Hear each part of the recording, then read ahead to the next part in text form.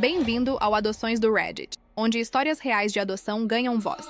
Aqui você vai ouvir relatos verdadeiros de pessoas que vivenciaram a adoção de diferentes perspectivas. Pais adotivos, filhos que foram adotados, famílias biológicas que tomaram decisões difíceis e todos os desafios emocionais, legais e sociais desse processo.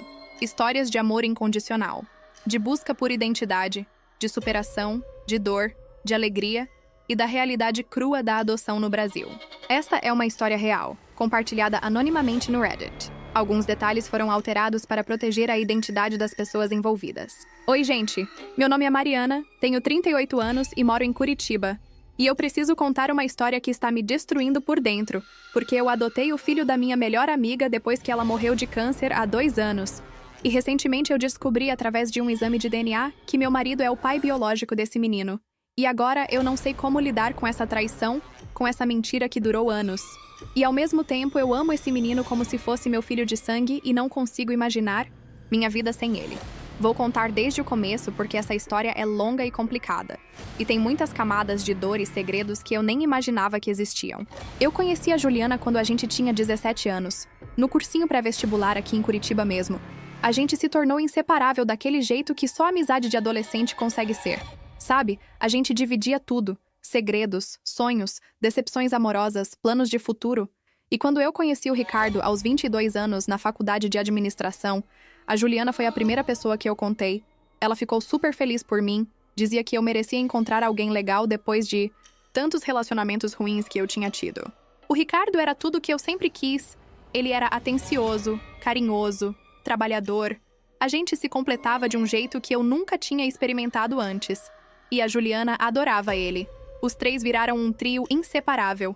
A gente saía junto, fazia churrasco no apartamento, viajava para a praia no verão, e eu me lembro de pensar que eu tinha muita sorte de ter uma amiga tão incrível e um namorado tão perfeito, e que eles se davam tão bem, porque eu já tinha tido amigas que tinham ciúmes dos meus namorados ou namorados que não gostavam das minhas amigas, mas com eles era diferente, era harmônico. Eu e o Ricardo casamos quando eu tinha 26 anos. Foi um casamento lindo no Jardim Botânico de Curitiba. A Juliana foi minha madrinha. Ela fez um discurso emocionante na festa falando sobre amizade e amor verdadeiro. Eu chorei tanto naquele dia, de felicidade, de gratidão por ter pessoas tão especiais na minha vida. E logo depois do casamento, a gente começou a tentar engravidar, porque tanto eu quanto o Ricardo queríamos muito ter filhos. A gente sempre conversou sobre isso desde o namoro, sobre ter uma família grande, cheia de amor e risadas. Só que os meses foram passando e nada de eu engravidar. No começo a gente não se preocupou muito, porque todo mundo fala que é normal demorar, que tem que relaxar, que quanto mais você fica ansiosa, mais difícil fica. Mas depois de 1 ano tentando, a gente resolveu procurar um médico. E aí começou uma jornada de exames, consultas, especialistas, e a notícia devastadora de que eu tinha uma condição chamada insuficiência ovariana prematura. Basicamente, meus óvulos tinham qualidade muito ruim e a quantidade era baixíssima para a minha idade. As chances de eu engravidar naturalmente eram quase zero. Eu entrei em depressão, gente. Foi um período muito escuro da minha vida. Eu me sentia quebrada, incompleta, como se meu corpo tivesse me traído. E o Ricardo tentava me consolar, dizendo que a gente podia tentar fertilização in vitro, adoção, que tinha muitas opções. Mas eu estava tão afundada na minha dor que eu não conseguia enxergar nada, além da minha incapacidade de gerar uma vida. E a Juliana foi meu porto seguro nessa época.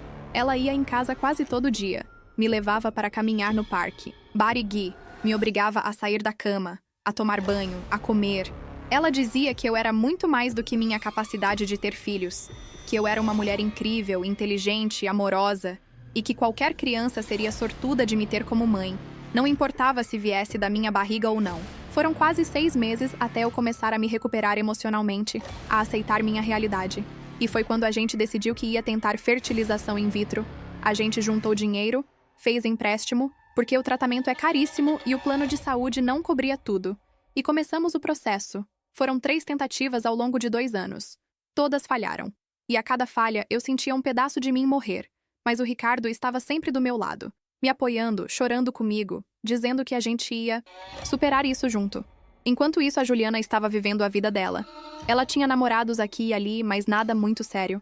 Ela sempre foi mais livre, mais independente. Dizia que não precisava de homem para ser feliz, que estava focada na carreira dela como designer gráfica. E eu admirava muito isso nela, essa força, essa autonomia. E foi uma surpresa enorme quando ela apareceu na minha casa um dia, 3 anos atrás, com os olhos vermelhos de tanto chorar, e me contou que estava grávida. Eu confesso que meu primeiro sentimento foi de inveja. Uma inveja dolorosa que me corroeu por dentro, porque ali estava minha melhor amiga, que nem estava tentando engravidar, que nem tinha um relacionamento sério, grávida, enquanto eu que queria tanto, que tinha tentado tanto, não conseguia. Mas eu engoli esse sentimento horrível porque eu sabia que não era culpa dela, e porque ela estava claramente desesperada.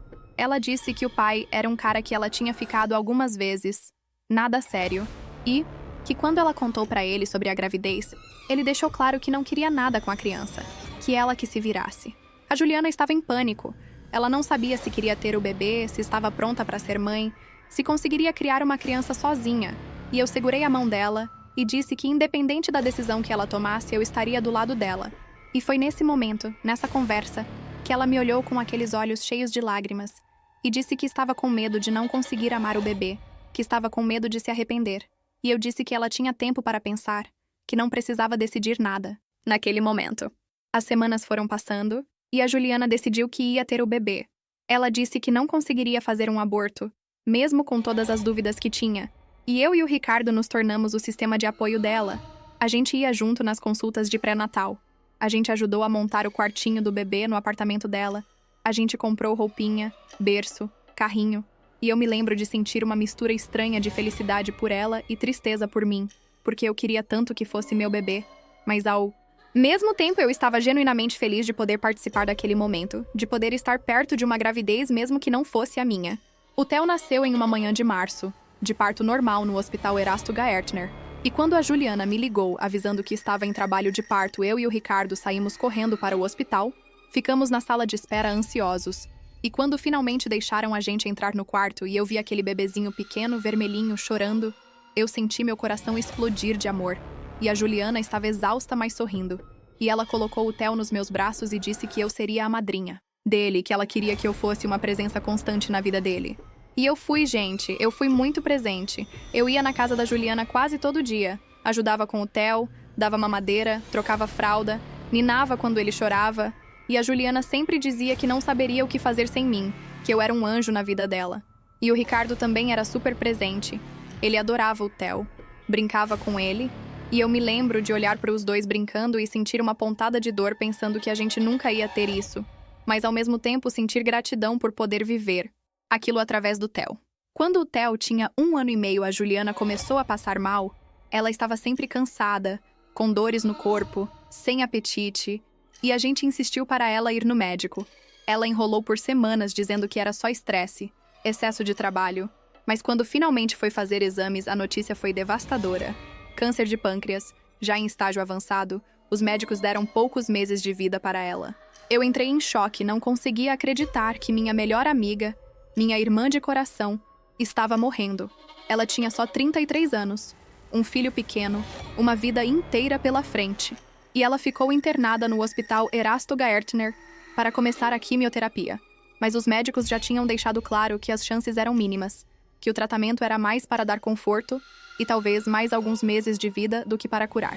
Foi nesse período que a Juliana me chamou para uma conversa séria. Ela estava na cama do hospital, magrinha, pálida, sem cabelo por causa da químio, e ela segurou minha mão com força e disse que precisava me pedir uma coisa muito importante. Ela disse que não tinha mais ninguém no mundo além de mim e do Ricardo. Os pais dela tinham morrido anos atrás em um acidente de carro. Ela não tinha irmãos, não tinha família próxima, e ela me pediu, com lágrimas escorrendo pelo rosto, se eu e o Ricardo poderíamos adotar o Theo quando ela morresse. Eu chorei tanto naquele dia. Gente, eu disse que sim sem nem pensar 2 vezes. Eu disse que ela podia ficar tranquila, que o Theo seria nosso filho, que a gente ia amar ele e cuidar dele como se fosse nosso. E ela me agradeceu repetidas vezes. Disse que ela sempre soube que eu seria uma mãe incrível, que o Theo era sortudo de ter mim. E quando eu contei para o Ricardo, ele também concordou imediatamente. Disse que a gente ia fazer tudo certinho, legalizar a guarda, dar todo o amor e estrutura que o Theo precisasse. A Juliana morreu 3 meses depois. Em uma tarde chuvosa de junho, eu estava segurando a mão dela no hospital quando ela deu o último suspiro. E foi a dor mais profunda que eu já senti na vida. Perder minha melhor amiga, minha irmã, A pessoa que estava comigo desde os 17 anos, que me conhecia melhor do que ninguém, e ao mesmo tempo eu tinha um bebê de 2 anos que tinha acabado de perder a mãe e que agora dependia completamente de mim. O processo de adoção foi relativamente rápido porque a Juliana tinha deixado tudo documentado. Ela tinha feito um testamento, tinha especificado que queria que eu e o Ricardo ficássemos com o Theo.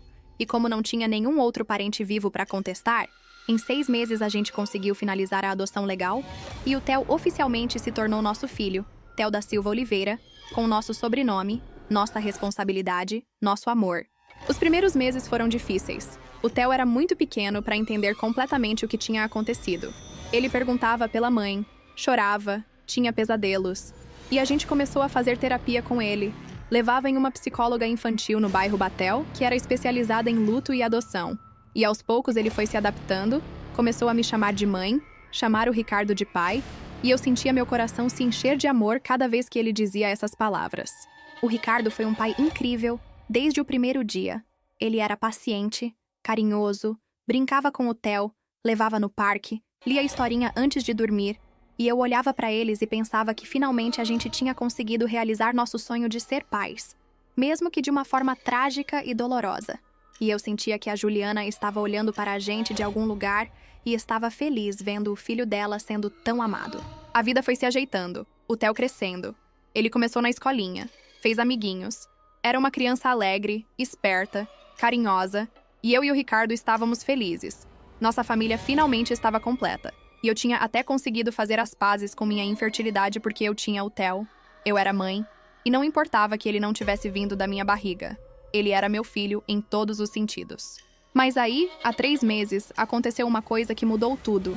O Theo ficou doente, ele teve uma infecção respiratória forte, ficou internado alguns dias no Hospital Pequeno Príncipe, e os médicos pediram vários exames de sangue. E em um desses exames, apareceu que o tipo sanguíneo do Theo era AB negativo. E quando eu vi aquilo, eu estranhei porque eu sou o positivo e o Ricardo é A positivo. E eu lembrava das aulas de biologia do colégio.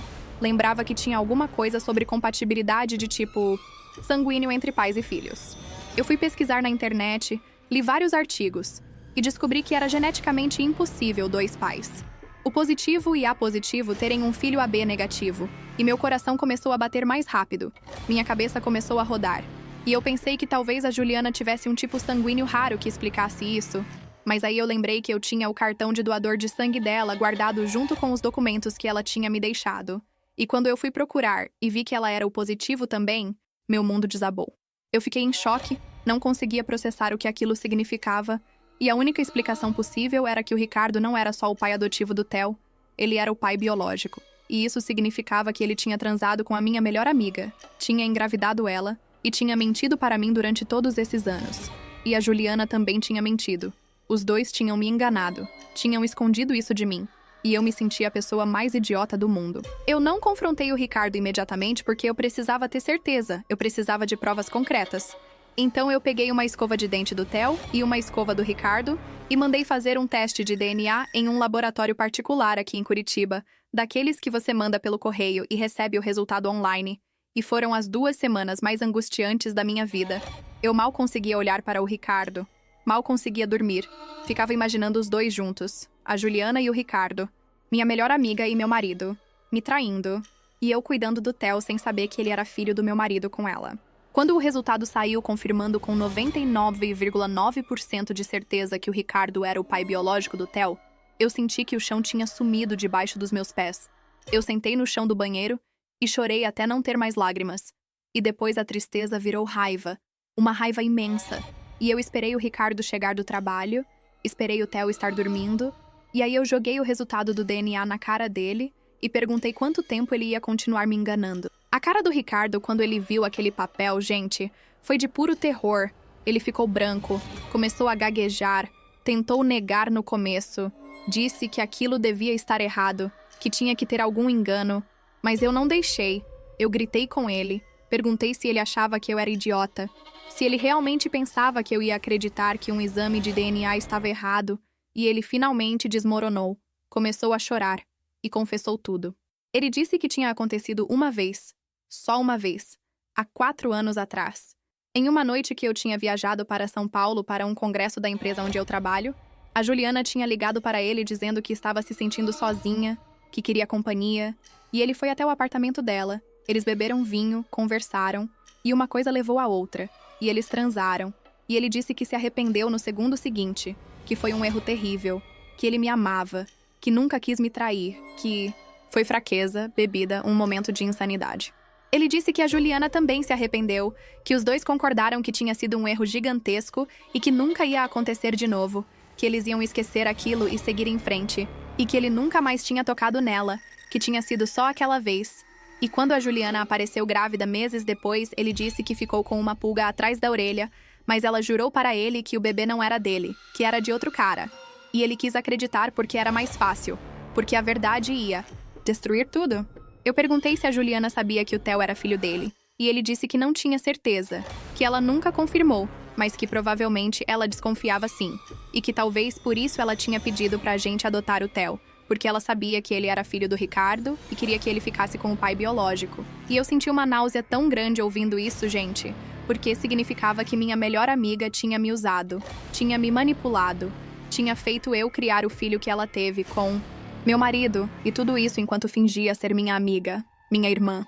Eu mandei o Ricardo sair de casa naquela noite. Eu disse que não queria ver a cara dele, que eu precisava de tempo para processar tudo aquilo. E ele saiu chorando, foi ficar na casa da mãe dele. E eu fiquei sozinha com o Theo, olhando para aquele menino dormindo tão tranquilo, tão inocente. E eu senti um turbilhão de emoções, porque eu amava aquele menino mais do que tudo na vida. Ele era meu filho.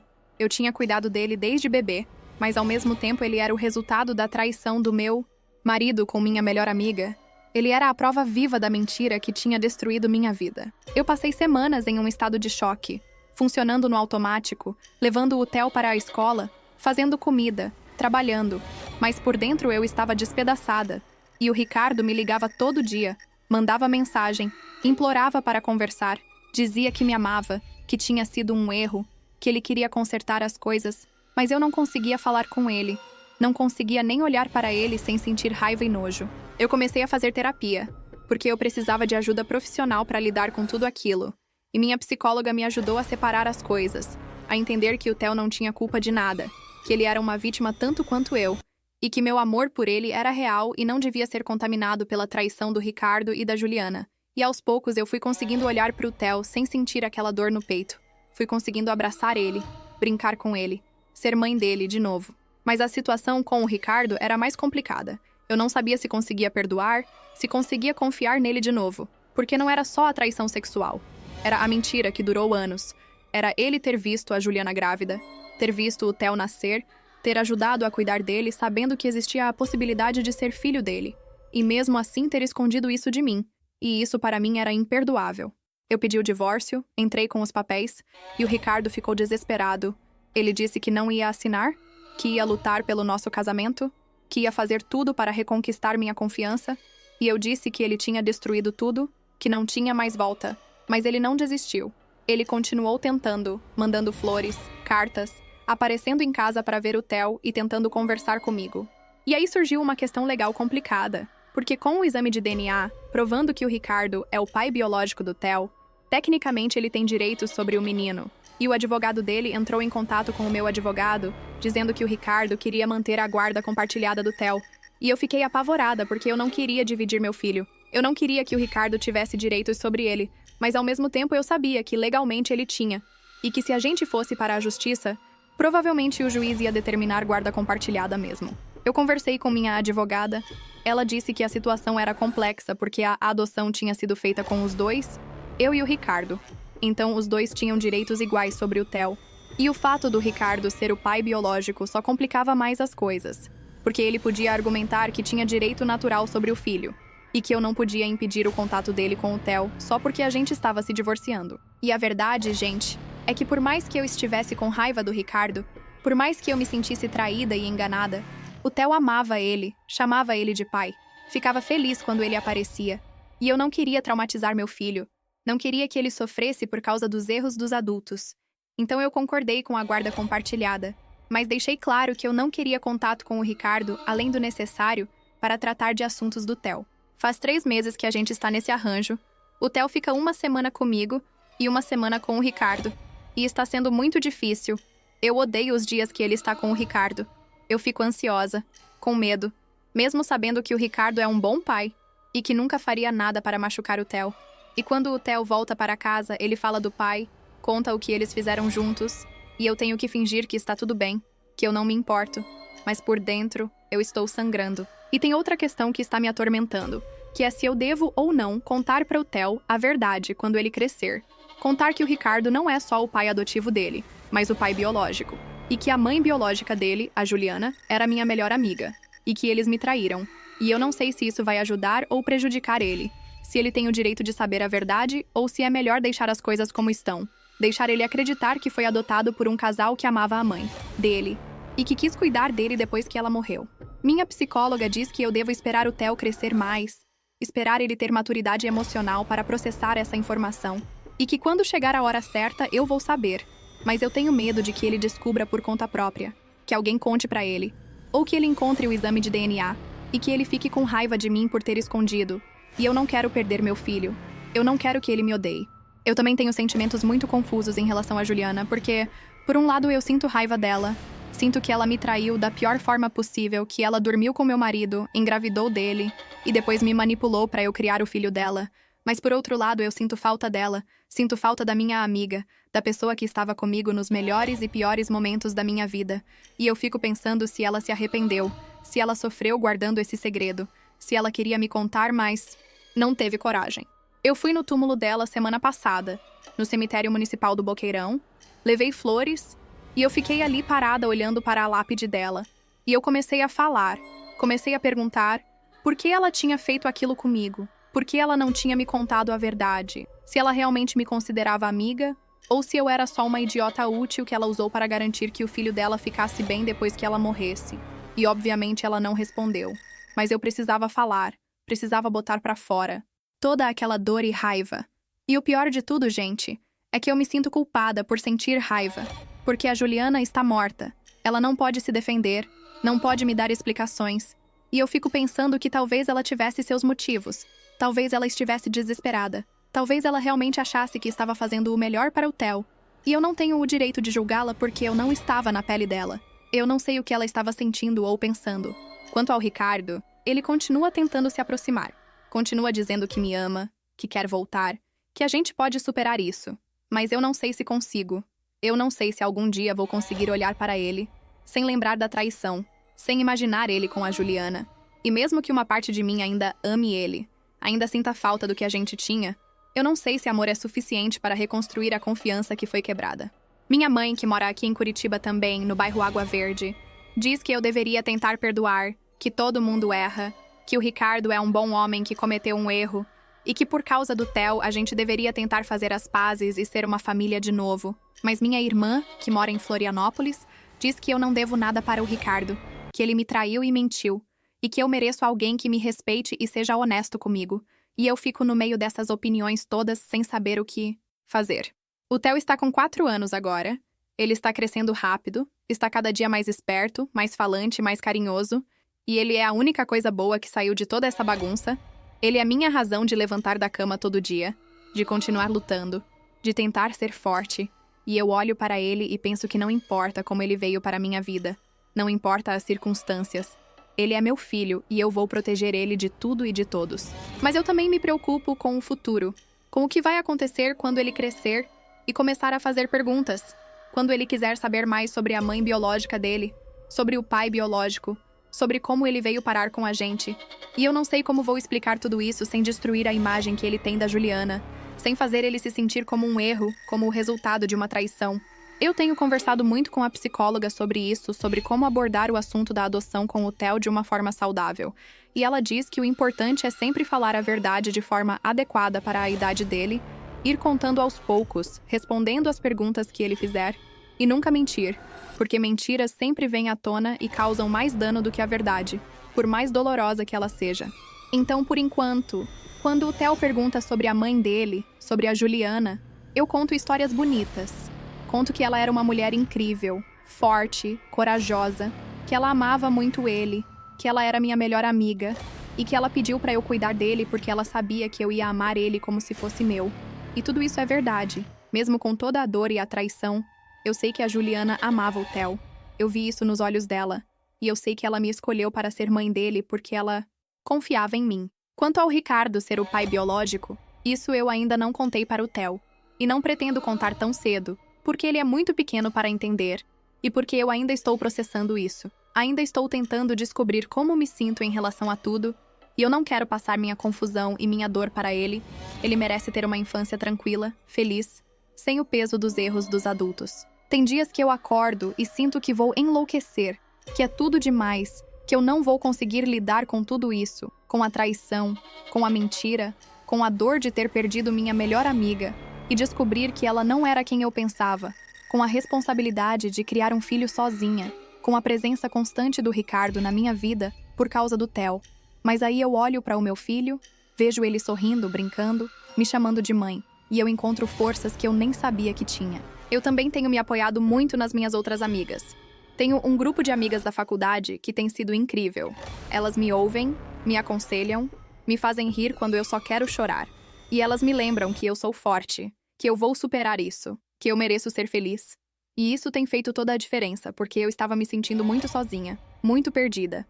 E ter esse apoio tem sido fundamental. Eu também tenho tentado focar no trabalho. Eu trabalho como gerente de recursos humanos em uma empresa de tecnologia aqui em Curitiba, e mergulhar nos projetos, nas reuniões, nos desafios profissionais, tem sido uma forma de escapar um pouco da dor, de ter alguns momentos do dia em que eu não estou pensando na traição, na Juliana, no Ricardo, e isso tem sido bom para minha saúde mental.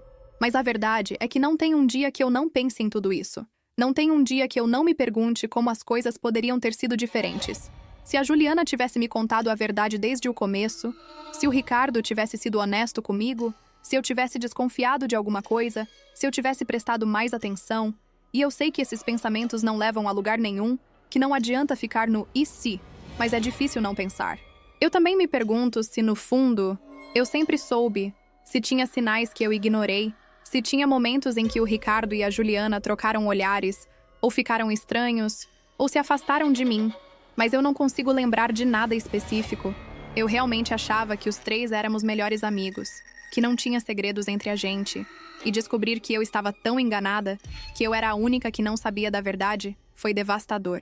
Tem uma parte de mim que se sente idiota, que se sente ingênua, que acha que eu deveria ter desconfiado, mas minha psicóloga diz que isso é injusto comigo mesma, que eu confiei nas pessoas que eu amava, e que não tem nada de errado nisso, que a culpa é de quem traiu a confiança, não de quem confiou, e eu estou tentando acreditar nisso. Estou tentando não me culpar, mas é difícil. E quanto ao futuro, eu sinceramente não sei o que vai acontecer. Eu não sei se vou conseguir perdoar o Ricardo algum dia, se a gente vai conseguir ter uma relação civilizada por causa do Theo, se eu vou conseguir seguir em frente e encontrar alguém novo, ou se eu vou ficar sozinha, focada em ser mãe e em reconstruir minha vida. E tudo bem não saber, tudo bem não ter todas as respostas agora. O que eu sei é que eu amo o Theo mais do que tudo, que ele é meu filho independente de genética, de biologia, de circunstâncias, e que eu vou fazer tudo o que estiver ao meu alcance para garantir que ele cresça feliz, saudável, amado, e que ele nunca se sinta como um erro ou como o resultado de algo ruim, porque ele não é. Ele é a melhor coisa que aconteceu na minha vida, e eu sou grata todos os dias por ter ele. Eu também sei que eu preciso continuar cuidando de mim, continuar fazendo terapia, continuar me apoiando nas minhas amigas, na minha família, continuar trabalhando, continuar vivendo, porque a vida não parou. E eu não posso parar também. Eu tenho que seguir em frente. Um dia de cada vez. Uma dor de cada vez. Uma decisão de cada vez. E para quem está lendo isso, para quem está passando por algo parecido, por traição, por mentiras, por descobertas dolorosas, eu quero dizer que você não está sozinho, que é possível sobreviver a isso, que é possível reconstruir sua vida mesmo quando parece que tudo desmoronou, e que você é mais forte do que imagina, e que no final, o amor que você tem pelos seus filhos, pela sua família, por você mesmo, é o que vai te sustentar e te fazer seguir em frente. Eu não sei se algum dia vou conseguir perdoar completamente o Ricardo e a Juliana. Não sei se algum dia vou conseguir olhar para trás sem sentir dor.